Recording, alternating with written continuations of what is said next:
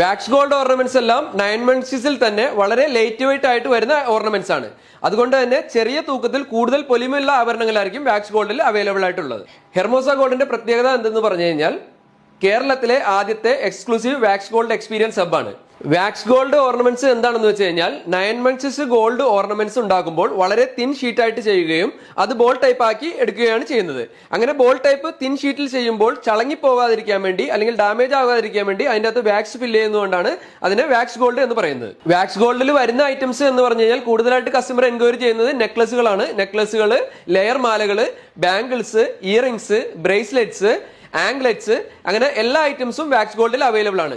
പിന്നെ നിങ്ങളുടെ അഭിരുചിക്ക് അനുസരിച്ച് ഏത് മോഡലുകൾ വേണമെങ്കിലും നമുക്ക് വാക്സ് ഗോൾഡിൽ കസ്റ്റമൈസ് ചെയ്ത് എടുക്കാവുന്നതാണ്. വാക്സ് ഗോൾഡിനെ കുറിച്ച് പൊതുവെ ആളുകൾ ചോദിക്കുന്ന ഒരു സംശയമാണ്, നമ്മൾ വെയിലത്തിറങ്ങിയെന്നാലോ അടുപ്പിന്റെ അടുത്ത് പോയി നിൽക്കുമ്പോൾ ഒക്കെ വാക്സ് ഉരുകി പോകുമോ എന്നുള്ളതാണ്.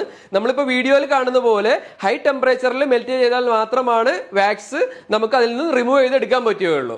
നമ്മൾ ഇപ്പോൾ കണ്ടുകൊണ്ടിരിക്കുന്ന വാക്സിന്റെ ബോൾ എന്ന് പറഞ്ഞു കഴിഞ്ഞിട്ടുണ്ടെങ്കിൽ വാക്സ് ഉള്ള ബോളാണ്. ഇപ്പൊ വാക്സ് റിമൂവ് ചെയ്തതിനു ശേഷം വളരെ തിൻ ഷീറ്റ് ആയിട്ടായിരിക്കും ഇത് വരുന്നത്. അപ്പൊ നമ്മൾ പ്രസ് ചെയ്ത് കഴിയുമ്പോൾ ഇത് ചളങ്ങി പോകാവുന്നതാണ്. ഇങ്ങനെ ചളങ്ങാതിരിക്കാൻ വേണ്ടിയാണ് നമ്മൾ അതിൻ്റെ അകത്ത് വാക്സ് ഫില്ല് ചെയ്യുന്നത്.